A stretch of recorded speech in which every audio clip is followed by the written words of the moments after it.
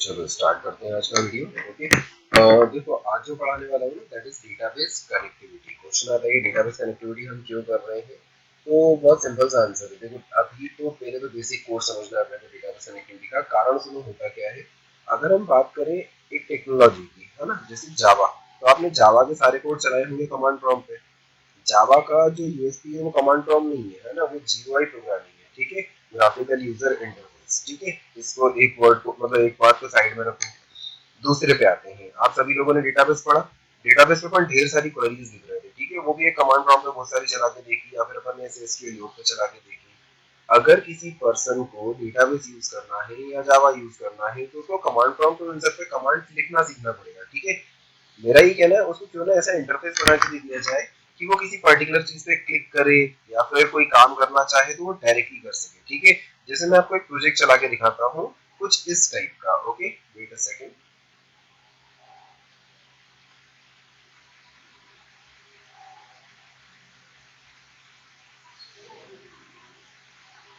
जैसे मेरे पास यहाँ पर एक प्रोजेक्ट रखा हुआ है। ठीक है, अगर हम बात करें इस पर्टिकुलर प्रोजेक्ट की तो इसमें होम पेज दिया हुआ है। चलो मैं काम करता हूँ, नेटबीन्स पे स्टार्ट कर लेता हूँ। कुछ माइनर सा इशू आ रहा है, तब तक मैं आपको दूसरा सा सॉफ्टवेयर चला के दिखा रहा हूँ। जीयूआई का मतलब होता है जिसमें आपके सारे के सारे बटन्स बने हुए हो, टेक्स्ट फील्ड हो या इस टाइप की चीजें बनी हुई हो। मतलब आपको एक्सटर्नल एफर्ट ना लगाना पड़े। ठीक है, पूरा बना बनाया कोड हो, आप इवेंट्स पे काम करो और आपको आउटपुट देखने को मिले, है ना। कुछ इस टाइप का सॉफ्टवेयर है। ठीक है, जैसे हमारे सामने कुछ आ रहा है। ठीक है, this is called GUI, graphical user interface. जैसे मैंने एंट्री सेक्शन पे क्लिक किया तो एक नई विंडो खुल रही है, या मैं एग्जिट सेक्शन पे क्लिक कर रहा हूँ तो एक नई विंडो खुल रही है। या फिर अगर मैं इसमें लॉग इन करता हूँ, ठीक है, जैसे मैंने यहाँ पर लिखा एडमिन और पासवर्ड डाल के जब मैंने सबमिट किया तो मेरे सामने एक नई विंडो खुल रही है। यहाँ पर मैं इस लिंक पे क्लिक करूंगा तो रजिस्ट्रेशन वाला पेज खुल रहा है। These all things are GUI, है ना, ये ग्राफिकल यूजर इंटरफेस। ठीक है, अब मेरा क्या सोचना है, यहाँ पर मैं इन 5 फील्ड में डेटा डाल के जब सबमिट बटन पे क्लिक करूँ तो ये पूरा का पूरा डेटा जो है ना वो इस डेटाबेस में सेव हो जाना चाहिए जो यहाँ पर बनाया है। ठीक है, तो ये सब के लिए ना तो यूजर क्वेरी लिखना पसंद करेगा और ना ही वो डेटाबेस या जावा की कोडिंग के बारे में सोचेगा। उसका क्या काम है, यहाँ पर जो भी लिखना है वो लिखो और सबमिट बटन पे क्लिक करो। It is just like that आप फेसबुक पे कमेंट कर रहे हो तो आप दिमाग खर्चा नहीं करते हो, है ना। फेसबुक पे कमेंट करने के लिए क्या करते हैं, कुछ टाइप करते हैं और पोस्ट बटन पे क्लिक कर देते हैं या सेंड बटन पे क्लिक कर देते हैं, कमेंट पोस्ट हो जाता है। ठीक है, यही चीज जीयूआई होती है। ठीक है, तो जीयूआई बनाने के लिए जावा बहुत बढ़िया है, लेकिन जावा का काम खाली जीयूआई बनाना है, उसका काम डेटाबेस नहीं है ना। डेटाबेस का काम एसक्यूएल वाला है। ठीक है, तो इन दोनों की कनेक्टिविटी से एक सॉफ्टवेयर बनता है। इसमें जावा फ्रंट एंड की कैटेगरी में आता है, देन मतलब फ्रंट एंड डिजाइन करने की कैटेगरी में आता है। और जो आपका बैकएंड है ना, वो बैकएंड मायस्क्यूएल ऐसे ही कुछ भी हो सकता है, एसक्यूएल सर्वर हो सकता है, ओरेकल हो सकता है। अभी जो हम बात करेंगे वो किसकी करेंगे, अभी हम बात करेंगे सिंपल जावा डेटाबेस कनेक्टिविटी की। ओके, इसको स्टार्ट करने के लिए डबल क्लिक करके छोड़ देते हैं इसको। उसके पहले डेटाबेस कनेक्टिविटी को समझाने के लिए मैं आपको छोटी सी चीजें समझा देता हूँ। देखो, डेटाबेस को कनेक्ट करने के लिए हमारे पास ड्राइवर्स होते हैं। ठीक है, ड्राइवर्स क्या होते हैं, ड्राइवर्स को समझने के लिए कुछ जैसा एग्जांपल लो। जैसे मेरे पास एक लैपटॉप है लेनोवो का। ठीक है, इस लेनोवो के लैपटॉप पे मैंने ऑपरेटिंग सिस्टम डाल के रखा है माइक्रोसॉफ्ट का। ठीक है, दो अलग अलग कंपनीज हो गई, एक हो गई लेनोवो और एक हो गई माइक्रोसॉफ्ट। इवन लेनोवो का भी लैपटॉप है, अंदर जो प्रोसेसर है वो इंटेल का है, नहीं तीसरी कंपनी हो गई। अब मान लो मेरे पास एक पेन ड्राइव है सैनडिस्क की, है ना, वो मैंने इस पे कनेक्ट की तो ये चलेगी या नहीं चलेगी, डेफिनेटली चलेगी। एक्चुअल में इन सबको इंटरेक्शन करने के लिए कुछ टूल्स की जरूरत पड़ती है, उन टूल्स को क्या कहा जाता है, ड्राइवर्स। ठीक है, ये ड्राइवर्स दो हार्डवेयर के बीच में या दो सॉफ्टवेयर के बीच में या एक हार्डवेयर और एक सॉफ्टवेयर के बीच में इंटरेक्शन प्रोवाइड करवाते हैं। ठीक है, अगर हम बात करें डेटाबेस ड्राइवर्स की तो 4 टाइप के ड्राइवर्स होते हैं, इन चारों के नाम यहाँ पर लिखे हुए हैं। टाइप 1 ड्राइवर्स सन 2002 में यूज होना बंद हो गए हैं, लेकिन आपके सिलेबस में है इसलिए मैं ये पढ़ाऊंगा, लेकिन अभी नहीं पढ़ाऊंगा, बाद में पढ़ाऊंगा, है ना। बट उसका नाम है जेडीबीसी ओडीबीसी ब्रिज ड्राइवर। इसमें जेडीबीसी रिप्रेजेंट करता है जावा डेटाबेस कनेक्शन को, ओडीबीसी रिप्रेजेंट करता है ओपन डेटाबेस कनेक्शन को। क्वेश्चन आता है जावा डेटाबेस कनेक्शन तो जाना पिछला सा लग रहा है, ओपन डेटाबेस क्या होता है। देखो, कुछ एक ऐसे टूल्स होते हैं जो ऑपरेटिंग सिस्टम पे डिपेंडेंट होते हैं। जैसे एग्जांपल के लिए मैं आपको बताता हूँ एमएस एक्सेस, ये वर्ड आपने जरूर सुना होगा। ये एमएस एक्सेस विंडोज पे तो चलेगा, लेकिन ये मैक ऑपरेटिंग सिस्टम पे नहीं चलेगा या लिनक्स पे नहीं चलेगा, है ना। ऐसा ही मैक वालों का कुछ होगा जो विंडोज पे नहीं चलेगा। ऐसे टूल्स जो ऑपरेटिंग सिस्टम पे डिपेंडेंट होते हैं लेकिन they are open to all the languages, मतलब वो जावा से भी कनेक्ट हो सकते हैं, पीएचपी से भी कनेक्ट हो सकते हैं, डॉट नेट से भी कनेक्ट हो सकते हैं। ऐसे टूल्स को ओपन डेटाबेस कहा जाता है। अगर जावा का डेटाबेस कनेक्शन ओपन डेटाबेस से करना है तो जेडीबीसी ओडीबीसी ब्रिज ड्राइवर का यूज करना पड़ता है। क्वेश्चन आता है ये ब्रिज वर्ड क्यों आ गया यहाँ पर, तो देखो ऐसा होता है, जैसे माइक्रोसॉफ्ट की बात करें तो ये पॉइंटर प्रोग्रामिंग को सपोर्ट करता है। विंडोज ऑपरेटिंग सिस्टम जो है ना ये पूरा पॉइंटर प्रोग्रामिंग से बना हुआ है, और जावा में पॉइंटर प्रोग्रामिंग होती नहीं है। तो जेडीबीसी को ओडीबीसी से कनेक्ट करने वाला ड्राइवर एज अ ब्रिज काम करता है, मतलब इन दोनों को कनेक्ट करने के लिए एज अ ब्रिज बना के काम करता है। ठीक है, समझ में आ गया होगा मैंने क्या बोला। तो दिस इज टाइप 1 ड्राइवर। ठीक है, ये डिपेंडेंसी वाला था तो इन्होंने टाइप 2 बनाया। टाइप 2 में किस टाइप के कंपोनेंट्स आते हैं, तो जैसे आपने एमएस एक्सेस सुना होगा, या माइस्क्यूएल जिसको आपने लास्ट क्लास में यूज किया है, या ओरेकल जिसको आप जानते हो। ठीक है, ये सारे टूल्स उस कैटेगरी के टूल्स हैं जिनको किसी भी ऑपरेटिंग सिस्टम पे इंस्टॉल किया जा सकता है। ठीक है, चाहे वो लिनक्स हो चाहे वो मैक हो, नो डाउट सेटअप फाइल अलग अलग रहेगी लेकिन चलेगा तो सब पे ना। तो इमेजिन करो ओरेकल या माइस्क्यूएल, ये हो गए नेटिव, ओके, नेटिव कंपोनेंट्स या नेटिव सॉफ्टवेयर। ऐसे नेटिव कंपोनेंट से कम कनेक्ट होने के लिए हमें जिन ड्राइवर्स की जरूरत पड़ती है उनको टाइप 2 ड्राइवर या नेटिव एपीआई ड्राइवर कहा जाता है। ये पुराने जमाने में बहुत ज्यादा यूज होते थे। ठीक है, लेकिन देखो इसमें सिक्योरिटी इशू था कुछ कुछ, इसलिए इसको छोड़ दिया। इसमें सिर्फ और सिर्फ उसी सिस्टम पे सपोर्ट मिलता था जहां पर सॉफ्टवेयर इंस्टॉल्ड है। थोड़े टाइम बाद इंटरनेट नाम की कोई चीज मार्केट में आ गई। जब इंटरनेट मार्केट में आया तो नेटवर्क एपीआई ड्राइवर बनाए गए। ये नेटवर्किंग में काम करते थे, मतलब एक सिस्टम पे वो डाल दिया अपन ने, डेटाबेस डाल दिया और उसको मल्टीपल जगहों से यूज कर रहे हैं, तो ये हो जाते थे नेटवर्क एपीआई ड्राइवर, जो कि टाइप 3 थे। हम पढ़ेंगे टाइप 4। इसमें टाइप 2 और टाइप 3 दोनों के फीचर्स आ जाते हैं। ठीक है, टाइप 1 मैंने क्या बोला, सिर्फ और सिर्फ इसलिए क्योंकि कुछ पुरानी घटिया यूनिवर्सिटीज के सिलेबस में जेडीबीसी ओडीबीसी में क्वेश्चन आए आते हैं, शायद आपकी भी यूनिवर्सिटी में हो ऐसा, तो मैं इसको पढ़ा दूंगा अलग से, इसके लिए एक सेपरेट वीडियो बना दूंगा मैं। लेकिन आज हमारा टारगेट कौन सा रहेगा, type 4, that is type 2 plus type 3। देखो ऐसा है, टाइप 2 में नेटवर्किंग का सपोर्ट नहीं था, तो इन्होंने टाइप 2 में नेटवर्किंग का सपोर्ट भी डाल दिया, तो क्या बन गया टाइप 4। ये वो उस टाइप के सॉफ्टवेयर को भी चला देगा जो लाइब्रेरी मैनेजमेंट की कैटेगरी में आते हैं। जैसे लाइब्रेरी मैनेजमेंट जिस सिस्टम पे डला है उसी पे चलेगा, पूरी दुनिया के बाकी सारे सिस्टम्स पे नहीं चलने लग जाएगा, है ना। उसमें फ्रंट एंड भी है, बैक एंड भी है। बैक एंड में डेटा इंफॉर्मेशन स्टोर की हुई है और फ्रंट एंड से एक्सेस कर रहे हैं। ठीक है, अब बात करते हैं फेसबुक की या जीमेल की। इसको आप कौन कौन से लैपटॉप से चला सकते हो या कौन कौन से डेस्कटॉप से चला सकते हो, कहीं से भी चला सकते हो, है ना। तो इसमें जो ड्राइवर यूज हुआ है वो टाइप 2 और टाइप 3 दोनों के फीचर सपोर्ट कर रहा है, क्योंकि आप इसको नेटवर्किंग के थ्रू भी चला पा रहे हो, और जहां पर इसको बनाया गया था वहां पर नेटिव एपीआई ड्राइवर का ही यूज किया गया था। ओके, सबसे ज्यादा जो यूज में आता है ना वो टाइप 4 आता है। ठीक है, ये जनरल इंफॉर्मेशन थी आपको समझाने के लिए कि हम क्या क्या चीजें दिमाग में रखेंगे अगर हम डेटाबेस ड्राइवर्स को यूज कर रहे हैं। तो ठीक है, हमें टाइप 4 यूज करना है। ओके, आप चाहो तो इसको अपनी कॉपी में लिख सकते हो डेटाबेस ड्राइवर्स के नाम से। ठीक है, मैं इसको मिनिमाइज करता हूँ और नेटबीन्स के बारे में बताना स्टार्ट करता हूँ। ठीक है, अगर हम बात करें नेटबीन्स की तो ये एक टूल है। आज तक हम पूरा कोड नोटपैड पे करते आए थे, लेकिन आज से हम किस पे काम करेंगे, नेटबीन्स पे काम करेंगे। ठीक है, नेटबीन्स को शॉर्ट में समझा देता हूँ कैसे काम करता है। जब आप इसको ओपन करोगे तो ये विंडो प्रोबेबली आपको खाली मिलेगी, जिसमें प्रोजेक्ट्स लिखा है आपको खाली मिलेगी। मैं बहुत सारे प्रोजेक्ट्स ऑलरेडी बना चुका हूँ तो यहाँ पर दिखा रहा है आपको। जब ये पहली बार खाली मिलेगा तो आपको सबका पहला पहला ऑप्शन याद रखना है। कैसे, फाइल पे क्लिक किया, न्यू प्रोजेक्ट पे क्लिक किया, देखो इसका पहला, फिर इसके अंदर भी पहला, फिर इसमें भी पहला दैट इज जावा, फिर इसके बाद इसमें भी पहला that is Java application. Okay, इतना ऑप्शन सिलेक्ट करने के बाद ये आपसे एप्लीकेशन का नाम पूछ रहा है, क्योंकि हम यहाँ पर डेटाबेस एप्लीकेशन की बात कर रहे हैं तो मैंने इसका नाम रख दिया टेस्ट डेटाबेस 35, है ना। सिंपल एक नाम रख दिया और इसको फिनिश कर दिया। ठीक है, यहाँ पर ये प्रोजेक्ट बन के आ गया है टेस्ट डेटाबेस 35। ठीक है, क्योंकि आपके डेटाबेस का नाम मैंने डीबी 35 रखा था, सारी चीज 35 नंबर से चल रही है, तो मैंने यहाँ पर टेस्ट डेटाबेस 35 नाम रख दिया है ना। ओके, यहाँ पर अगर हम बात करें इस पर्टिकुलर फाइल की, थोड़ा सा नेटबीन्स का इंट्रोडक्शन देता हूँ कि नेटबीन्स कैसे काम करता है। देखो थोड़ा सा एडवांस जीयूआई काइंड ऑफ है ये। इसके अंदर काम करना इज कंपैरेटिवली वेरी इजी, है ना। इसको डबल क्लिक करके फुल स्क्रीन कर देता हूँ। अच्छा हाँ, जब भी आप ये काम करोगे ना तो आपको जो फोल्डर दिख रहा है उसके अंदर सोर्स पैकेज और आपका पैकेज वगैरह सब बन के आ जाता है, साथ में लाइब्रेरीज वगैरह आती है, सारी चीजें आपको यहाँ पर देखने को मिल जाएंगी। प्लस आप जो भी कोड कर रहे हो यहाँ पर, है ना, ये जितना भी मैंने बनाया है ये आपको आपके सिस्टम में कहां पर, डॉक्यूमेंट्स के अंदर, नेटबीन्स प्रोजेक्ट के अंदर देखने को मिलेगा। देखो ये रहा वो फोल्डर जो मैंने जस्ट क्रिएट किया है, इसके अंदर सोर्स नाम के फोल्डर के अंदर आपको अपनी फाइल देखने को मिल जाएगी, ये भी आपकी जावा फाइल, ठीक है। अगर जरूरत पड़े तो आप इसको एक्सेस कर सकते हो, ठीक है।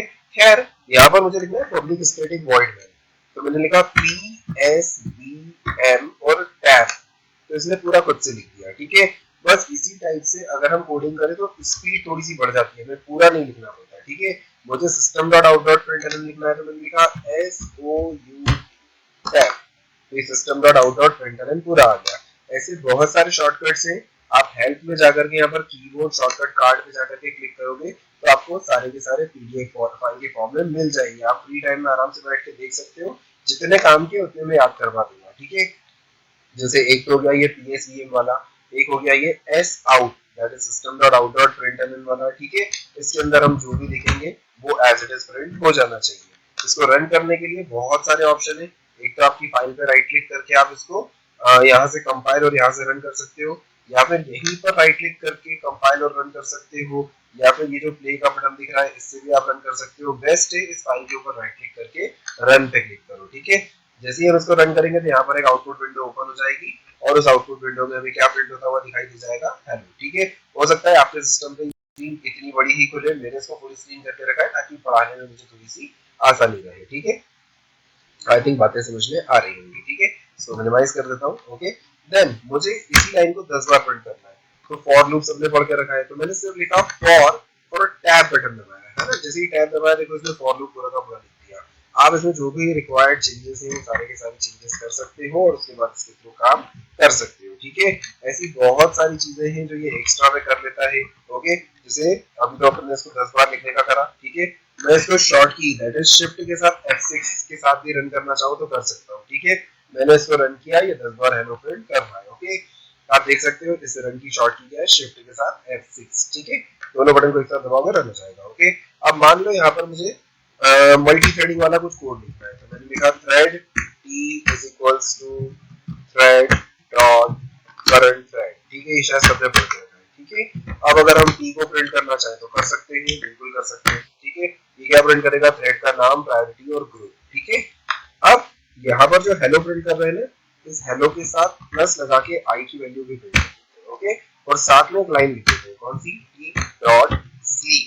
सबको याद होगा स्लीप नाम की एक मेथड थी जिसमें हम मिली सेकेंड्स पास करते थे, पर उस मेथड को यूज करने के लिए ट्राई कैच लगाना कंपलसरी होता था, ठीक है। अब उन्हें चला तो दिया, ट्राई कैच तो लगाया नहीं, तो यहाँ पर देखो ये सजेशन बॉक्स की तरह है, ठीक है। इस पे क्लिक करेंगे तो ये बोलेगा add close clause for this particular exception, या फिर सराउंड स्टेटमेंट में ट्राई केज या सराउंड ब्लॉक में ट्राई केज, ठीक है। मैंने यहाँ क्लिक किया तो उसने पूरा ब्लॉक ट्राई केज के अंदर डाल दिया है, ठीक है। ये लॉगर वगैरह का यूज कर रहा है, लॉगर मैंने भी आपको पढ़ाया नहीं है तो मैं इसकी बात नहीं करता हूँ। यहाँ पर हम सिंपली system.out.println में ई को प्रिंट करना प्रेफर करेंगे जो कि ऊपर हमने लिख के रखा है, समझ में आ रहा होगा, है ना। दूसरा स्कैनर क्लास हमने पढ़ के रखी हुई है ना, तो स्कैनर क्लास का भी एक एग्जांपल दे देता हूं मैं। लेट्स से मैंने यहाँ पर लिखा इस एरिया को देखना जब मैं स्कैनर क्लास लिखूंगा, ठीक है। मैंने यहाँ लिखा स्कैनर, तो ये सजेशन देने लग गया, ठीक है, कि आप यूटिल पैकेजेस को इंपोर्ट कर लो। मैंने जैसे ही एंटर किया इस पैकेज वाली लाइन के पास में नीचे देखना क्या हुआ, अपने आप एक इंपोर्ट स्टेटमेंट आ गया, कौन सा, इंपोर्ट java.util.scanner। कहने का मतलब ये ट्राई केस खुद ही लगा लेता है, इंपोर्ट खुद ही लगा लेता है, पब्लिक स्टैटिक वॉइड में अधूरा लिखो तो पूरा कर देता है, सारी चीजें ये खुद से करके दे रहा है, ठीक है। अगर हम बिगिनिंग लेवल पे इसको सीख लेते हैं ना, दिक्कत क्या आती है कि हम कोडिंग करना कभी नहीं सीख पाते, खाली नेटबीन्स चलाना सीख पाते हैं। अब ऐसा है नोटपैड पे कोडिंग करने की आदत हो गई है, तो आप जहां जो चेंज करना चाहो इसमें कर सकते हो। धीरे धीरे प्रैक्टिस से इसमें स्पीड बढ़ाई जा सकती है। अभी अपन इस सबको होल्ड पे रखते हैं, बता रहा था कि इसमें ऐसे बहुत सारे फीचर्स हैं, ठीक है। अभी अपन इन सबको छोड़ते हैं, अपन डेटाबेस कनेक्टिविटी की कोड की बात करते हैं। नया कोड लिखने के लिए मैं अपने प्रोजेक्ट फोल्डर पे राइट क्लिक कर रहा हूँ। जैसे ही मैंने राइट क्लिक किया यहाँ पर एक ऑप्शन आया है न्यू। न्यू में बहुत सारे ऑप्शन है जिसमें से मुझे एक ऑप्शन दिख रहा है जावा क्लास। मैंने इसको क्लिक किया, ये क्लास का नाम पूछ रहा है, तो मैं टाइप 4 कनेक्टिविटी कर रहा हूँ, इसलिए मैंने लिख दिया टाइप 4। और मैं इसमें आपको सिलेक्ट की क्वेरी चला के दिखाने वाला हूँ, इसलिए मैंने लिख दिया टाइप 4 सिलेक्ट, ओके। इसको एंटर किया, देन यहाँ पर आकर के हमने पब्लिक स्टैटिक वॉइड लिखा, सो पब्लिक स्टैटिक वॉइड, ठीक है। ये तो हो गया हमारा बेस कोड रेडी, है ना, देखो यही पर बनाया है, ठीक है। अब देखो इस कोड को मैं कम से कम 2 बार समझाऊंगा, कम से कम 2 बार इसलिए बोल रहा हूँ क्योंकि एक बार में तो खाली सुनने में टाइम निकल जाएगा, है ना। इसमें टोटल 6 अलग अलग स्टेप्स होती हैं जिसके बिना हम कभी भी डेटाबेस कनेक्टिविटी नहीं कर पाएंगे। हालांकि डेटाबेस कनेक्टिविटी की 6 स्टेप नहीं है, सिलेक्ट क्वेरी को एग्जीक्यूट करने की 6 स्टेप है, ठीक है। तो ये 6 स्टेप क्या है उनको समझाने के लिए मैं आपको स्टेप बाय स्टेप काम करना बताता हूँ, है ना। सबसे पहले जब भी हम डेटाबेस का कोड चलाएंगे, पहली चीज, अभी दिमाग मत लगाना, जितना मैं बोल रहा हूँ उतना सुनते जाओ, बाद में शॉर्ट में जब समराइज करूंगा तो हर एक लाइन का मीनिंग समझ में आ जाएगा, ठीक है। सबसे पहले हम यहाँ करेंगे इंपोर्ट। क्या इंपोर्ट करना है, Java dot SQL dot star. Again बोल रहा हूँ, स्टार लगाना एक अच्छी आदत नहीं होती, थोड़ी देर में मैं स्टार को रिमूव कर दूंगा, लेकिन क्योंकि अभी पहला प्रोग्राम बन रहा है इसलिए मैंने स्टार लगा दिया है। जावा के पास एक पैकेज है जिसका नाम क्या है, SQL, जिसका फुल फॉर्म होता है स्ट्रक्चर क्वेरी लैंग्वेज, ठीक है। इसमें वो सारे कंपोनेंट्स रखे हुए हैं, वो सारी क्लासेस रखी हुई है जो हेल्प करती है किसको इंप्लीमेंट करने में, एसक्यूएल क्वेरीज को इंप्लीमेंट करने में, ठीक है। सबसे पहला टास्क हमें जावा के एसक्यूएल पैकेज को इंपोर्ट करना ही पड़ेगा, ठीक है। हमने इंपोर्ट कर लिया, देन हमें तीन चीजों के रेफरेंसेस बनाना पड़ेंगे। सबसे पहले हम लिखेंगे कनेक्शन। ये कनेक्शन एक प्री डिफाइंड इंटरफेस है। कनेक्शन का सी कैपिटल देख के बहुत सारे लोगों को लगता है कि क्लास होगा, देखो ध्यान से देखो, ये क्या है, इंटरफेस है ना। कनेक्शन का हमने एक रेफरेंस बनाया, मैं टेम्परेरी इसको अभी नल से इनिशियलाइज कर देता हूँ, ठीक है। नहीं भी करोगे तो चलेगा बट कर देते हैं, ठीक है। देन इसमें लिखा हमने स्टेटमेंट, ये दूसरा इंटरफेस है, ठीक है, सबका मीनिंग बताऊंगा, है ना। Then statement st is equals to null, एक और रेफरेंस बना दिया। तीसरा है रिजल्ट सेट, ठीक है, आर और एस कैपिटल है, आप देख सकते हैं, ओके। इसको भी मैंने कहां से इनिशियलाइज किया, तीनों को नल से, ठीक है।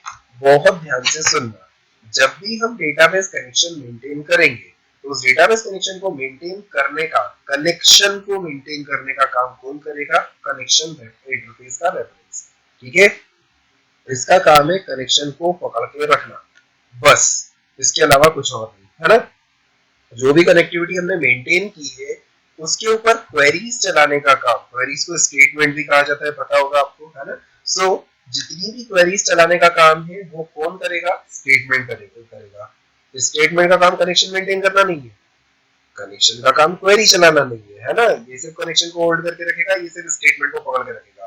तीसरा है रिजल्ट सेट। देखो क्वेरी चलेगी तो रिजल्ट भी जनरेट होगा, और जो भी रिजल्ट जनरेट होगा उसको कौन होल्ड करेगा, रिजल्ट सेट, ओके।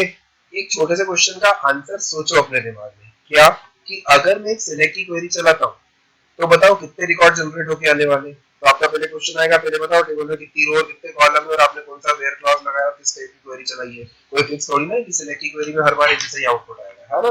तो सिस्टम को भी पहले से नहीं पता होता है कि सिलेक्ट की क्वेरी में कितना आउटपुट जनरेट होने वाला है ना। तो रिजल्ट सेट एक कलेक्शन की तरह एक्ट करता है, ये वर्ड जरूर सुना होगा आपने, कलेक्शन। कलेक्शन क्या करता है, पूरे के पूरे टेबल के डेटा को स्टोर कर लेता है, ठीक है। सेट वर्ड हाईलाइट किया है मैंने, सेट, लिस्ट, मैप, कहीं कुछ याद आ रहा होगा, ये सब लिंक करके बताऊंगा बाद में, ठीक है। अगली चीज, हमें पूरा का पूरा कोड जो लिखना है वो लिखना है ट्राई केस ब्लॉक के अंदर। क्वेश्चन आता है क्यों लिखना है ट्राई केस में, हमारे डेटाबेस कनेक्टिविटी के प्रोग्राम में दो एक्सेप्शंस आने के चांसेस बनते हैं, ओके। पहली एक्सेप्शन होती है एसक्यूएल एक्सेप्शन, दूसरी होती है क्लास नॉट फाउंड एक्सेप्शन। ये दोनों चेक्ड एक्सेप्शन है, इन दोनों को हैंडल किए बिना हम कोड नहीं लिख सकते, ठीक है। तो हमने पूरा कोड लिखने के लिए क्या लगाया, ट्राई ब्लॉक, ठीक है।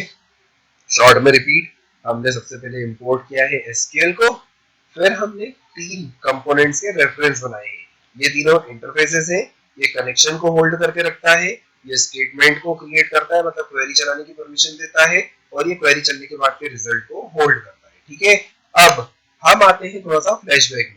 शायद आपने क्लास नाम की क्लास के बारे में कहीं पढ़ा है ना। क्लास का सी कैपिटल लिख दो, इस नाम की प्रीडिफाइंड क्लास होती है, आपने या मैंने नहीं बनाई, जावा के 9 पैकेज में रखी हुई है। इस क्लास नाम की क्लास के अंदर एक मेथड है जिसका नाम है फॉर नेम, शायद कहीं याद आ रहा हो, मैंने पढ़ाया है आपको। ये फॉर नेम एक ऐसी मेथड है जिसके अंदर हम यहाँ पर ड्राइवर का नाम लिखते हैं, ठीक है। तो आता है ड्राइवर का नाम क्यों लिखते हैं, देखो ऐसा है, जावा बनाया है सन माइक्रोसिस्टम में, ठीक है। हम कनेक्टिविटी कर रहे हैं इसकी माई एसक्यूएल से, ठीक है। माई एसक्यूएल एक अलग कंपनी का प्रोडक्ट हो गया, क्या दोनों एक ही कंपनी के टूल है क्या, बिल्कुल नहीं।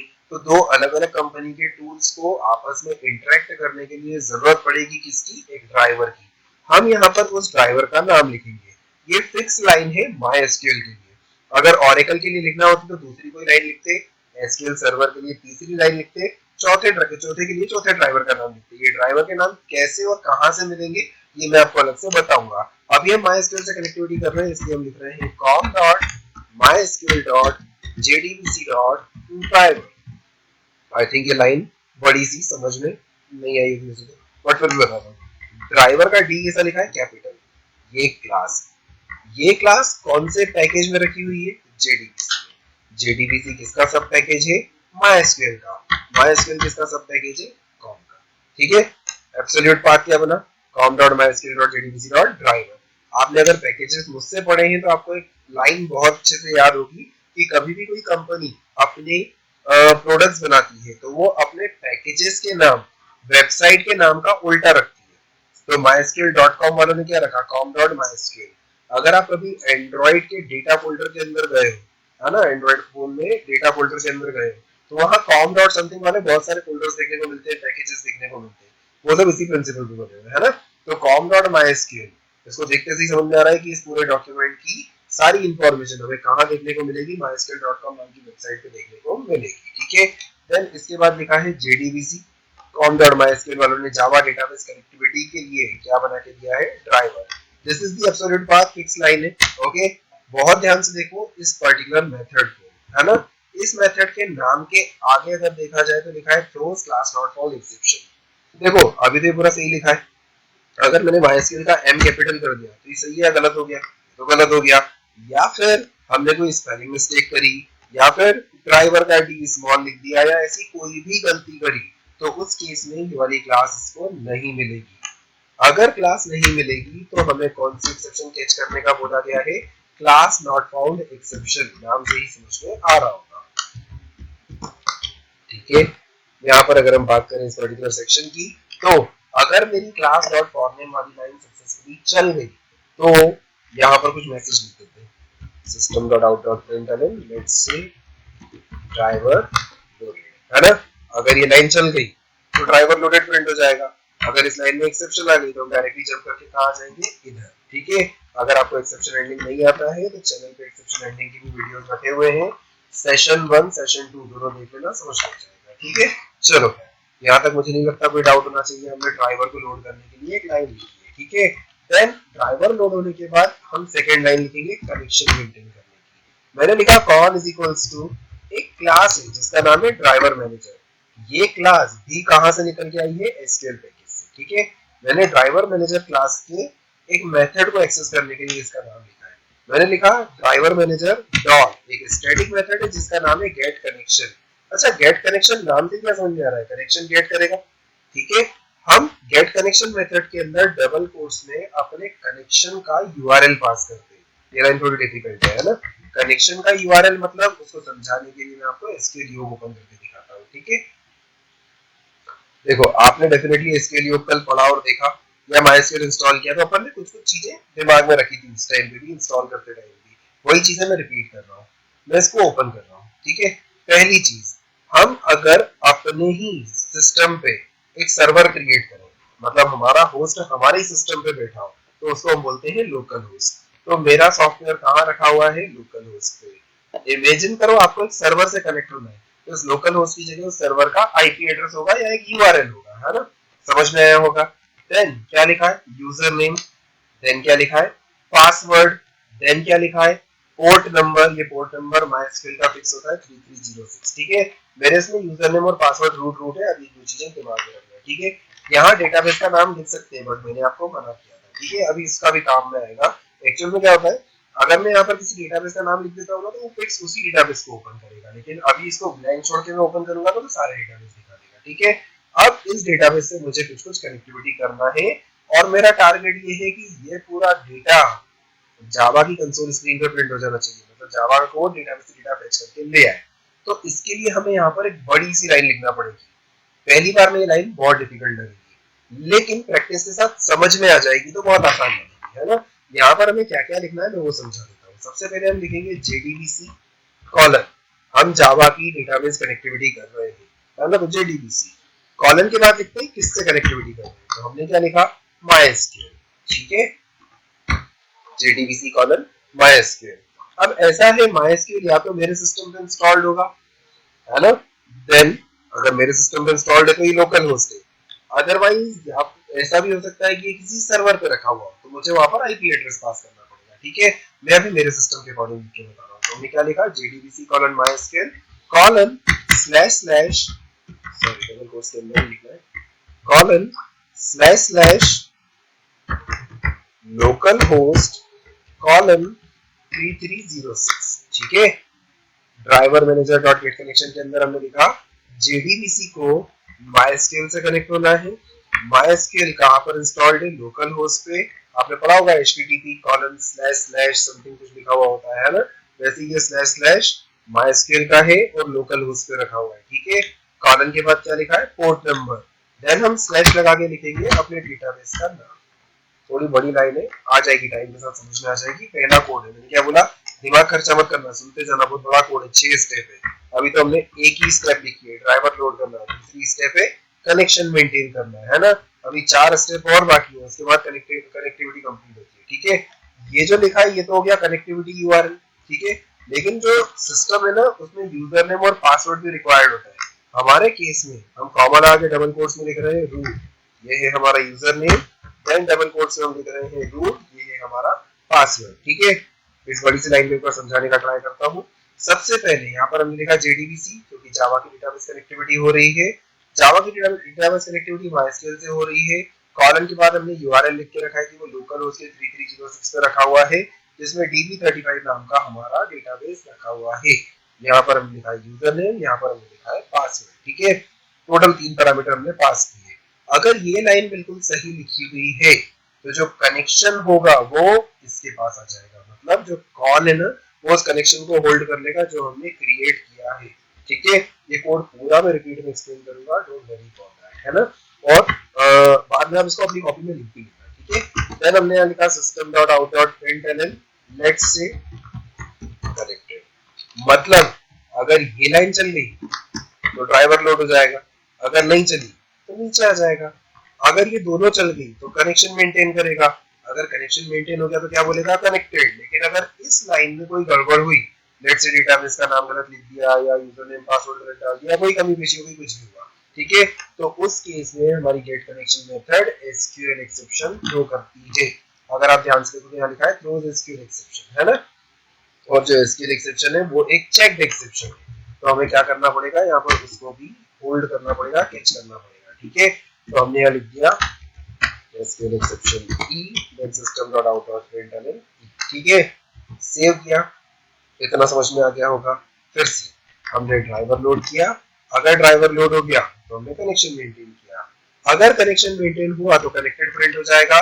इन दोनों में से कोई भी एक्सेप्शन आई तो हम कहां पर आ जाएंगे, हम नीचे वाले सेक्शन में कैच ब्लॉक में आ जाएंगे। ठीक है, यहाँ तक कोई दिक्कत या कोई डाउट मेरे हिसाब से नहीं होना चाहिए। ठीक है, अब देखो कनेक्शन का जो कौन बनाया था, इसका काम मैंने क्या बताया था आपको कि सिर्फ कनेक्शन को होल्ड करके रखता है। इसके ऊपर क्वेरी चलाने के लिए स्टेटमेंट नाम का कुछ हमारे पास होता है, जिससे वेरिएबल का नाम हमने क्या रखा था, st। ठीक है, st को इनिशियलाइज करने के लिए फिक्स कंटेंट है ना, हमने लिखा कॉन डॉट क्रिएट स्टेटमेंट। ये लाइन आज के लिए फिक्स है, बाद में बताऊंगा इसमें क्या क्या चेंजेस किए जा सकते हैं और अभी ऐसा ही क्यों लिखा है। ठीक है, ऐसे क्रिएट स्टेटमेंट का प्रिपेयर स्टेटमेंट भी होता है, कॉलेबल स्टेटमेंट भी होता है, लेकिन क्योंकि ये पहला कोड है तो आप ऐसा समझो ये वाली लाइन ऐसे ही लिखना पड़ती है। और क्वेश्चन आता है क्यों लिखना पड़ती है, देखो कौन जो हमारा वेरिएबल है वो डेटाबेस को जानता है और इसके पास कनेक्शन है, इस कनेक्शन के ऊपर स्टेटमेंट क्रिएट करने की परमिशन हमने किसको दे दी, एसटी को। स्टेटमेंट क्रिएट करने की परमिशन देना मतलब क्वेरी चलाने की परमिशन देना। आई थिंक मेरी बात समझ में आ रही होगी। तो एसटी किससे जुड़ा हुआ है, कौन से, और कौन किससे जुड़ा हुआ है, डेटाबेस से। आई थिंक इतना समझ में आया। ठीक है, इतना होने के बाद जो हमने लिखा है, इतना होने के बाद हम एक क्वेरी लिख के रख लेते हैं। क्वेरी लिखने के लिए एक स्ट्रिंग वेरिएबल लेते हैं। ओके, ऐसा कंपलसरी नहीं है कि आप एक string variable low. Let's say आपको एक टास्क दिया है कि आपको अपना नाम प्रिंट करना है प्रोग्राम में, तो आपके पास दो ऑप्शन है, या तो system.out.println में डायरेक्टली अपना नाम लिख लो, या फिर पहले एक वेरिएबल में डालो और फिर वेरिएबल को प्रिंट करो, है ना, दोनों तरीके बनते हैं। मैं वेरिएबल वाले तरीके को प्रेफर कर रहा हूँ, आने वाले टाइम में समझ में आ जाएगा मैंने ऐसा क्यों किया था। ठीक है, खैर इस स्ट्रिंग क्वेरी के अंदर मैंने क्वेरी लिखी, कौन सी क्वेरी लिखी मैंने, सिलेक्ट ऑल फ्रॉम emp। ठीक है, ये मेरी टेबल का नाम था, आपको ध्यान होगा।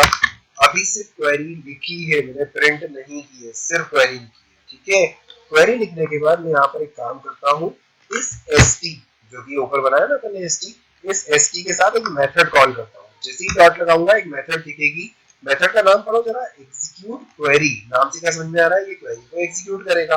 और इसके ब्रैकेट में हम क्या पास कर सकते हैं, स्ट्रिंग पास कर सकते हैं। एक और चीज देख लो, ये किस टाइप का डेटा रिटर्न कर रहा है, रिजल्ट सेट टाइप का। ठीक है, मैंने लिखा एग्जीक्यूट क्वेरी और ब्रैकेट में पास कर दिया क्वेरी। आपको अगर लिखना बुरा लग रहा हो तो आप एक काम करो, ये जो लाइन लिखी है ना, यहाँ से इसको कट करो, इसको इस वेरिएबल में डालने की बजाय यहाँ पर पेस्ट कर दो तो भी चल जाएगा, कोई दिक्कत नहीं है। ठीक है, बट हाँ देखो फिर से समझे, हमने ड्राइवर लोड किया, कनेक्शन मेंटेन किया। अगर कनेक्शन मेंटेन हुआ तो हमने एसटी को रेडी किया, काय के लिए रेडी किया, कनेक्शन के ऊपर स्टेटमेंट क्रिएट करने के लिए। ये हमारा स्टेटमेंट है, इसको चलाने के लिए हमने एसटी को बोला एक मेथड को चलाओ जिसका नाम है एग्जीक्यूट क्वेरी। एसटी जब एग्जीक्यूट क्वेरी मेथड चलाएगा तो ये क्वेरी एग्जीक्यूट हो जाएगी और जो भी रिजल्ट है वो किस में आ जाएगा, आरएस में आ जाएगा। ठीक है, बात समझ में आई होगी। ओके, अब इस आरएस को चलाने का एक अजीब सा तरीका है। ठीक है, हमने कितनी स्टेप फॉलो कर ली है मैं आपको बता देता हूँ। पहली स्टेप ड्राइवर लोड करना, ड्राइवर लोड हो गया। दूसरी स्टेप अगर ड्राइवर लोड हो गया तो कनेक्शन मेंटेन करना। तीसरी स्टेप अगर कनेक्शन मेंटेन हो गया है तो स्टेटमेंट क्रिएट करके रख लेना, मतलब कनेक्शन पे क्वेरी चलाने की परमिशन ले लेना। ठीक है, अगर परमिशन मिल गई है तो क्वेरी को एग्जीक्यूट करना। ठीक है, अगर क्वेरी एग्जीक्यूट हो गई है, 4 स्टेप हो गई ना, तो हम क्या कर सकते हैं, रिजल्ट सेट को प्रिंट कर सकते हैं। अब रिजल्ट सेट को प्रिंट करने का एक अजीब सा तरीका है। अगर आपने इटरेटर पढ़ा है तो आपको बहुत अच्छे से समझ में आएगा, नहीं तो आप 2 मिनट के लिए देखो, पहले मैं पूरा कोड लिख लो फिर आपको स्टेप बाय स्टेप एक्सप्लेन करता हूँ। यहाँ पर हमने लिखा system dot out dot print, print LN नहीं है, ध्यान से देख लो।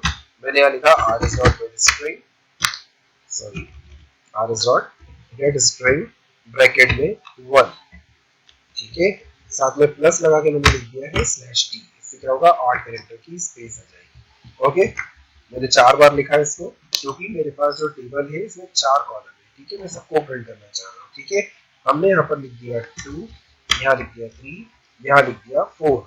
यहाँ पर आपको कायदे से या तो स्लैश एन लगा लेना है या फिर प्रिंट की जगह मेथड कॉल करना है प्रिंट एन। ठीक है, चलो समझते हैं। ओके, जितना लिखा है उसको एक्सप्लेन करता हूँ। ओके, इवन बेटर रहेगा अगर मैं आपको यहाँ पर स्लैश एन लिख के समझाऊं। आप चाहो तो वो प्रिंट एन मेथड कॉल करके भी काम कर सकते हो। ठीक है, समझते हैं इसको। सबसे पहले ये जो लिखा हुआ है ना while rs डॉट नेक्स्ट, उसके अंदर ये कोड लिखना, बिना उसके नहीं चलेगा। ठीक है, समझे इसको। सबसे पहले ड्राइवर को लोड किया, अगर ड्राइवर लोड हो गया तो कनेक्शन मेंटेन किया। ये बार बार रिपीट कर रहा हूँ ताकि आपको स्टेप याद हो जाए, है ना। कनेक्शन मेंटेन हो गया तो हमने स्टेटमेंट को क्रिएट किया, स्टेटमेंट क्रिएट हो गया तो हमने क्वेरी को एग्जीक्यूट किया। जो भी क्वेरी एग्जीक्यूट हुई उसका रिजल्ट आरएस में डाला। इमेजिन करो मैं आरएस हूँ, ठीक है, मेरे पास एक वर्चुअल टेबल है। ठीक है, उस वर्चुअल टेबल में क्या क्या डेटा आया होगा जो इस क्वेरी ने रिटर्न किया होगा। एक काम करें, इस क्वेरी को यहाँ पर चला के देखें कितना आया, 4 रो बाय 4 कॉलम, कितना दिख रहा होगा आपको। ये पूरा डेटा मेरे पास आया। तो ये जो आउटपुट दिख रहा है ना, इमेजिन करो ये आउटपुट मेरे पास रखा हुआ है। ठीक है, ये आउटपुट मेरे पास है, मतलब मैं कौन हूँ, आरएस। मेरे पास कितना रिकॉर्ड रखा है, 4 रो बाय 4 कॉलम। ठीक है, बहुत ध्यान से सुनना। किसी भी चीज की इंडेक्सिंग कहाँ से स्टार्ट होती है, 0 से। ये हमने पढ़ा है। इसमें ये हो गई 0th वाली रो, ये हो गई 1 वाली रो, ये हो गई 2 वाली रो, ये हो गई 3 वाली रो। दुनिया में हर चीज की इंडेक्सिंग 0 से ही स्टार्ट होती है एक्सेप्ट डेटाबेस के कॉलम। अगर मैं आपसे पूछे ये कौन से नंबर का कॉलम है तो अब आप यहाँ 0 नहीं बोल पाओगे। ये पहला कॉलम है, ये दूसरा है, ये तीसरा है, ये चौथा है। फिर से दुनिया में हर चीज की इंडेक्सिंग 0 से स्टार्ट होती है एक्सेप्ट टेबल के कॉलम। ये पहला कॉलम, दूसरा कॉलम, तीसरा कॉलम, चौथा कॉलम। रो की इंडेक्सिंग भी 0 से ही स्टार्ट हो रही है। अगर मैं इस पूरी रो की बात करूं जिसको मैंने टिक मार्क किया है, तो पूरी रो 0th इंडेक्स पे है, इसके बाद वाली 1 पे है, इसके बाद वाली 2 पे, इसके बाद वाली 3 पे। समझ में आया, ये सारी 0 1 2 3 है। लेकिन ये पहला कॉलम है, दूसरा कॉलम है, तीसरा कॉलम है, चौथा कॉलम है। ठीक है, फिर से आते हैं। इमेजिन करो मैं आरएस हूँ, मेरे पास वो पूरी टेबल रखी हुई है। आरएस बैठा है -1 पे, क्योंकि -1 कोई इंडेक्स नहीं होता। अगर आपने डेटा स्ट्रक्चर में स्टैक पढ़ के रखा है तो स्टैक के बारे में आप ये बहुत अच्छे से जानते होंगे कि स्टैक में टॉप नाम का एक वेरिएबल होता है जो -1 से स्टार्ट होता है। क्यों होता है -1 से स्टार्ट, क्योंकि -1 कोई पोजीशन नहीं होती। इमेजिन करो जैसे अभी पूरा लॉकडाउन चल रहा है तो क्लास पूरी खाली पड़ी होगी, मैं क्लास के अंदर जाके एक चेयर पे बैठ गया और मैं बोल रहा हूँ आज तो पूरी क्लास खाली है, क्या मैं सही बोल रहा हूँ? नहीं, मैं जीरो इंडेक्स पे खुद बैठा हुआ हूँ और मैं बोल रहा हूँ क्लास खाली पड़ी है, तो मेरा स्टेटमेंट गलत हो गया ना। प्रोग्रामिंग में हम चेक लगा करके इस टाइप के स्टेटमेंट को खाली छोड़ सकते हैं, है ना। लेकिन सोचो, क्या मैं प्रैक्टिकल बात बोल रहा हूँ? मैं खुद क्लास में खड़ा हूँ और क्लास को बोल रहा हूँ कि आज तो क्लास खाली है। ऐसा नहीं हो सकता, मैं खुद हूँ ना क्लास में।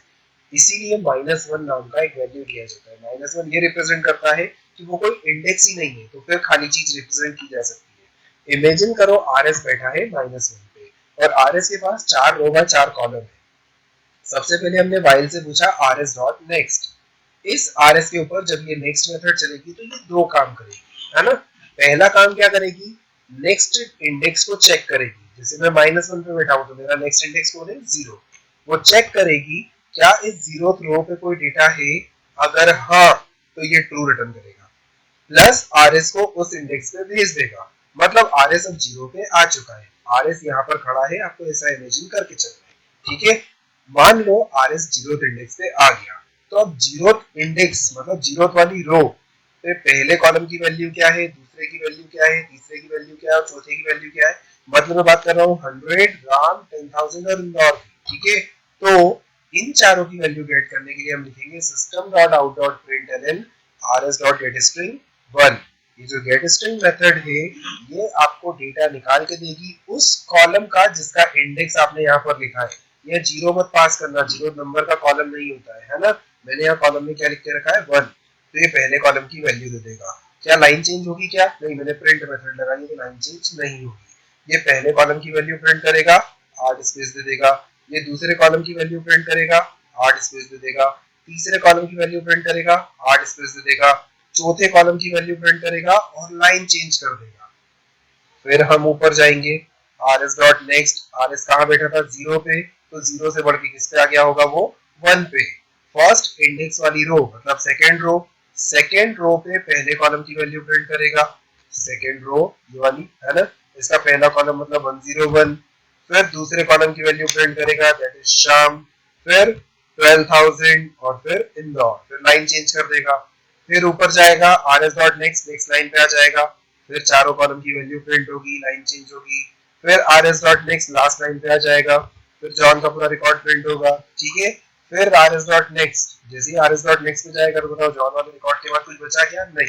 तो R S dot next false return कर देगा और हम इससे बाहर निकल जाएंगे। आई थिंक मेरी बात समझ में आई होगी, है ना।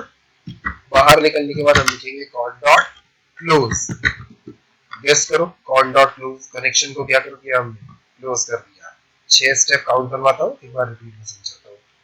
पहली स्टेप ड्राइवर लोड करना, दूसरी स्टेप कनेक्शन मेंटेन करना, तीसरी स्टेप स्टेटमेंट क्रिएट करना, चौथी स्टेप चौथी स्टेप क्वेरी को एग्जीक्यूट करना, पांचवी स्टेप जो आउटपुट आया है उसको प्रिंट करना, छठी स्टेप कनेक्शन को क्लोज करना अगर आपका काम खत्म हो जाए तो, ठीक है। एक और चीज सुनो, यहाँ पर हम जो कॉलम का इंडेक्स पास कर रहे हैं ना, आप यहाँ पर चाहो तो डबल कोट्स में कॉलम का नाम भी लिख सकते हो, just like EMP ID, that is also an option, ठीक है। बट मैं यहाँ पर 1 लिखना प्रेफर कर रहा हूँ। क्यों 1 लिखना प्रेफर कर रहा हूँ? क्योंकि इमेजिन करो यहाँ पर 4 कॉलम है, तो मैंने ऐसा लिखा। 400 कॉलम होते तो क्या मैं 400 बार लाइन लिखता? क्या बिल्कुल नहीं। मैं यहाँ पर एक फॉर लूप चला था जो 1 से लेकर 400 तक चलता और मैं यहाँ पर आई लिख देता। जब आई की वैल्यू 1 तो पहले कॉलम की वैल्यू प्रिंट आती, आई की वैल्यू 2 तो दूसरे की वैल्यू प्रिंट आती, आई की वैल्यू 3 तो तीसरे की वैल्यू प्रिंट आती। मुझे 400 बार नहीं लिखना पड़ता ऐसा। समझ में आया मैं क्या बोल रहा हूँ? ओके। तो मेरे हिसाब से इंडेक्स लिखना एक अच्छा ऑप्शन है, नो डाउट। आप इंडेक्स का भी यूज कर सकते हो, कॉलम के नाम का भी यूज कर सकते हो, ठीक है ना। एक बार चला के देखते हैं। अभी अगर मैं इस कोड को चलाऊंगा तो इसमें एक एरर आएगी, है ना, एक्सेप्शन आएगी एक्चुअली। कौन सी वाली exception? Class not found exception. ये आपके इसमें भी आएगी। कैसे सॉल्व करना है मैं वो बता रहा हूँ। जो एक्सेप्शन आती है वो जनरली तब आती है जब यहाँ पर लिखे हुए डेटा में कोई गलती हो या फिर हमने कोड में एक कमी छोड़ दी हो। कौन सी कमी वो मैं आपको समझाता हूँ। मैंने इस प्रोग्राम में राइट क्लिक किया और इसको रन किया, तो आप आउटपुट स्क्रीन पे देखो java.lang.class.found एक्सेप्शन आ गया है और आपको बता रहा है कि मुझे ये वाला ड्राइवर नहीं मिल रहा है। पूछ रहा है क्यों नहीं मिल रहा है भाई? पहली चीज तो जावा ने बनाया कि MySQL वाले ने बनाया? MySQL वाले ने। तो MySQL का कोड MySQL वालों से लेके आना पड़ेगा, अपने पास होना चाहिए वो कोड, है ना। इसके लिए मैंने थोड़ी देर पहले आपके साथ में गूगल ड्राइव की एक लिंक शेयर की है, ठीक है। हम उसी वाली लिंक की बात कर रहे थे। उस लिंक पे जब आप जाओगे तो आपको एक फोल्डर देखने को मिलेगा MySQL कॉपी। जब आप इसको ओपन करोगे तो इसके अंदर एक तो आपकी सेटअप फाइल है, दूसरी आपकी एसक्यूएल योग कम्युनिटी वाला वो सब कंपोनेंट है जो मैंने आपको दोनों बताए थे कल, है ना। इसके अलावा तीसरा कौन है, एक जार फाइल है। मैं जो कर रहा हूँ आपको समझाने के लिए कर रहा हूँ, आपको ऐसा बिल्कुल नहीं करना है ना। 2 मिनट के लिए सिर्फ सुन लो, राइट क्लिक, मैं इसको एक्सट्रैक्ट कर रहा हूँ, आपको नहीं करना है, मैं कर रहा हूँ बहुत देर में, ठीक है। हम क्या कर रहे हैं, इसको एक्सट्रैक्ट कर लेते हैं इस फोल्डर में, ठीक है। ये एक्सट्रैक्ट हो गया। इसको ओपन करते हैं। देखो हमारा पहले यूआरएल पढ़ लो, आपने क्या लिखा हुआ है, com.mysql.jdbc.driver। अगर यहाँ पर देखें तो एक फोल्डर तो मिल गया com.mysql.jdbc.driver। ओके, ये रहा ड्राइवर नीचे हाईलाइट हो रहा है, ठीक है। हम इस क्लास को उस जगह पर यूज करना चाह रहे हैं जहां पर नेटबीन्स रखा हुआ है। ये रखी हुई कहाँ है, एच नाम की ड्राइव के अंदर, MySQL हाइफन कॉपी के अंदर, MySQL कनेक्टर जावा बिन के अंदर, कॉम के अंदर, MySQL के अंदर, JDBC के अंदर। इतने बड़े पाथ की चीज वहां ढूंढ रहे हो, वहां पे मिलेगी क्या ये वाली चीज, ठीक है। तो हमें ये वाली क्लास का पाथ या तो वहां मेंशन करना पड़ेगा या फिर ये जार फाइल को अपने प्रोजेक्ट के साथ बाइंड करना पड़ेगा, ठीक है। अब कैसे बाइंड अप करते हैं वो मैं आपको समझा रहा हूँ। अगेन जो मैंने किया था वो आपको समझाने के लिए किया था, मैंने वो डिलीट कर दिया है। जो मैंने आपको ये फाइल दी है ना, आपको ये फाइल कॉपी करना है। अगर आपको एक बार में समझ में आए तो वीडियो को रिपीट में देखना, आ जाएगा समझ में, बहुत आसान काम है। वैसे भी मैं कोड को 2 बार एक्सप्लेन कर रहा हूँ। जार फाइल को मैंने यहाँ से कॉपी किया, ये एक अच्छी प्रैक्टिस बता रहा हूँ, ऐसा करना कंपलसरी नहीं है, बस अच्छी प्रैक्टिस बता रहा हूँ, ठीक है। अपने प्रोजेक्ट फोल्डर के अंदर गया, यहाँ पर टेस्ट डेटाबेस 35 के अंदर आके मैंने इसको पेस्ट कर दिया, ठीक है। आ गई जार फाइल। टेक्निकली इस जार फाइल के अंदर वही ड्राइवर फाइल रखी है। अब अपने को क्या करना है, नेटबीन्स में आपको अपना प्रोजेक्ट फोल्डर याद होगा, इसमें यहाँ पर हमने कोड लिखा था, साथ में एक ऑप्शन दिख रहा था लाइब्रेरीज। लाइब्रेरीज को अगर अपन ओपन करें तो अपने को सिर्फ जेडीके दिखाई देगा। अब इसमें सिर्फ जेडीके है और जेडीके के पास ये वाली तो फाइल है नहीं, तो इसके लिए हम क्या करेंगे, राइट क्लिक करेंगे लाइब्रेरीज पे, ऐड जार पे क्लिक करेंगे, और ऐड जार पे क्लिक करने के बाद जार फाइल दिख रही है, इस जल्दबाजी में ऐड मत कर लेना, ये दूसरे किसी फोल्डर की है ना। हम यहाँ से बैक जा करके अपने प्रोजेक्ट फोल्डर को सिलेक्ट करेंगे और इस फाइल को चूज करेंगे। क्वेश्चन आता है ऐसा क्यों करेंगे, ताकि कल को आप ये फाइल किसी और को देते हो तो ये फाइल भी अपने प्रोजेक्ट के साथ में जाना चाहिए, है ना। मतलब प्रोजेक्ट किसी और से शेयर किया है तो ये फाइल भी साथ में जाना चाहिए। HTML पढ़ा था ना, इमेजेस और कोड दोनों एक ही फोल्डर में रखते थे, ये वैसा ही कुछ कुछ कंपोनेंट है ना। ओपन पे क्लिक किया, यहाँ पर MySQL कनेक्टर फाइल अपने रन हो गई है, ठीक है। अब अगर मैं इस कोड को राइट क्लिक करके रन करता हूँ, ठीक है, तो ये कोड प्रॉपर्ली रन होगा। ड्राइवर लोड हो गया है, कनेक्ट हो गया है, और वो सारी चीजें प्रिंट हो गई है जो इस वाली टेबल के अंदर रखी हुई थी, ठीक है। मैं आपको पूरा कोड रिपीट में समझाऊंगा विद एवरी कंपोनेंट, ठीक है। उसको समझाने के लिए पहले तो मैं ये बता दूं कि इसको मैं हटा रहा हूँ, ओके। स्टार लगाना अच्छी आदत नहीं होती है। देखो अपन ने जो वो एसक्यूएल पैकेज इंपोर्ट किया था ना, उसमें से 5 कंपोनेंट हमारे काम आ रहे थे, connection, statement, result set, driver manager और एसक्यूएल एक्सेप्शन। सिर्फ ये 5 चीजें हमारे काम आ रही थी, ठीक है। तो हम एक काम करते हैं, इनको इंडिविजुअली इंपोर्ट करते हैं। मैंने यहाँ पर क्लिक किया, ये बोल रहा है add import for java.sql.connection, click किया। मेरी चीजों को बहुत ध्यान से देखना, 90% लोग दो दो तीन तीन बार बताने के बाद भी गलतियां करते हैं। मैं आपसे एक्सपेक्ट नहीं करूंगा ये गलती, है ना। सो यहाँ पर क्लिक किया, देखो क्या दिख रहा है, ऐड java.sql.statement। क्योंकि मैं एसक्यूएल को यूज करते रहता हूँ इसलिए मुझे ये सजेशन दे रहा है। पता है आपके कोड में ये वाला ऑप्शन पहला आएगा, java.beans.statement, ठीक है ना। तो आपको ये सिलेक्ट नहीं करना है, आपको ये सिलेक्ट नहीं करना है, आपको एसक्यूएल वाला सिलेक्ट करना है, अदरवाइज कोड नहीं चलेगा, ठीक है ना। आप देख सकते हो दोनों एसक्यूएल से ही निकल के आए, ठीक है। रिजल्ट सेट के लिए मैंने क्या किया, यहाँ पर क्लिक करके sql.resultSet को इंपोर्ट कर लिया, यहाँ पर ड्राइवर मैनेजर को इंपोर्ट कर लिया, और लास्ट में एसक्यूएल एक्सेप्शन को इंपोर्ट कर लिया। ध्यान से देखो, कितनी चीजें हो गई, 5। क्या ये इंपोर्ट स्टेटमेंट मुझे लिखना पड़े क्या, नेटबीन्स हमारे लिए लिख रहा है। अगर हम स्टार लगाते तो क्या नुकसान होता, तो देखो जरा इसमें कितना डेटा रखा हुआ है, काउंट कर लो बैठ के, 40-50 क्लासेस और इंटरफेस तो होंगे, ये सारे के सारे उठा के ले आएगा, इतना सारा थोड़ी ना चाहिए, ठीक है। तो हमें जो कंपोनेंट चाहिए हमने सिर्फ उन्हीं को इंपोर्ट किया है। सबसे पहले कनेक्शन क्या करता है, कनेक्टिविटी को होल्ड करता है। स्टेटमेंट क्या करता है, क्वेरी चलाने का काम करता है। रिजल्ट सेट क्या करता है, जो भी क्वेरी चली है उसका रिजल्ट होल्ड करता है।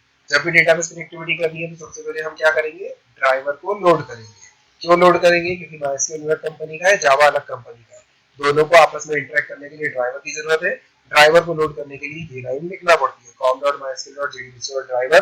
ड्राइवर का डी कैपिटल है, बाकी सब जो भी लिखा है डबल कोट्स में स्मॉल लेटर में, ठीक है। देन अगर ये लाइन सक्सेसफुली चल गई तो प्रिंट हो जाएगा ड्राइवर लोडेड। लेकिन अगर ऐसा नहीं होता है तो कौन सी एक्सेप्शन आती है? क्लास नॉट फाउंड एक्सेप्शन आती है, जो कि हमने कैच किया हुआ है, इसी कारण से कोड को ट्राई कैच के साथ में लिखा हुआ है ना। दूसरी स्टेटमेंट क्या थी? कनेक्शन मेंटेन करना। कनेक्शन मेंटेन करने के लिए एक बड़ा सा यूआरएल है, आपको स्टार्टिंग में याद ही करना पड़ेगा, you don't have any other option. So con is equals to driver manager dot get connection. ये बड़ी सी लाइन एक दो बार लिखने के बाद याद हो जाएगी, हालांकि आसान है। जेडीबीसी कनेक्ट हो रहा है MySQL से, जो कि लोकल होस्ट के 3306 पे बैठा है। मेरे डेटाबेस का नाम है DB35, यूजर नेम है रूट, पासवर्ड है रूट, है ना। अगर ये लाइन सही सलामत लिखी है तो क्या होगा? कनेक्शन मेंटेन हो जाएगा, कनेक्टेड प्रिंट हो जाएगा। लेकिन अगर इस लाइन में कोई गलती हो गई, मैं करके दिखाता हूँ, MySQL की जगह MyQL लिख दिया, ठीक है। अब यहाँ पर SQL एक्सेप्शन आ जाएगी, देखो ध्यान से, आ गई java.sql एक्सेप्शन, ठीक है। सो ये बोल रहा है नो सुटेबल ड्राइवर फाउंड, और बता भी रहा है कि इस लाइन में गलती हुई है, ठीक है ना। तो अगर आप गलत लिखोगे तो ये गलती आपको बताएगा आपने कौन सी लाइन पे की है। मैंने सही कर दिया है। अगर आपने ये सब कुछ सही लिखा तो क्या करेगा? कनेक्टेड हो जाएगा। अगर यहाँ पर कोई गलती की तो एसक्यूएल एक्सेप्शन आ जाएगी, ओके। इवन एसक्यूएल एक्सेप्शन खाली इस लाइन के कारण नहीं आती है ना। एसक्यूएल एक्सेप्शन इसमें भी आ सकती है, इसमें भी आ सकती है, इसमें भी आ सकती है। इसमें कब आएगी? मान लिया जीरो लिख दिया तो जीरो नंबर का कॉलम होता है, नहीं होता है तो उसके इसमें भी एसक्यूएल एक्सेप्शन आ सकती है। बट अभी हम मान लेते हैं हमारा कनेक्शन मेंटेन हो चुका है। कनेक्शन मेंटेन होने के बाद हम स्टेटमेंट क्रिएट करते हैं। स्टेटमेंट क्रिएट होने के बाद हम क्वेरी लिखते हैं। क्वेरी लिखने के बाद हम क्वेरी को एग्जीक्यूट करते हैं using st object. st dot execute query लिखने से क्वेरी एग्जीक्यूट होगी। जो भी आउटपुट है वो हमने rs में स्टोर किया है। rs एक वर्चुअल टेबल क्रिएट करता है, जिसको आप कनेक्शन से दिमाग में इमेजिन कर सकते हो।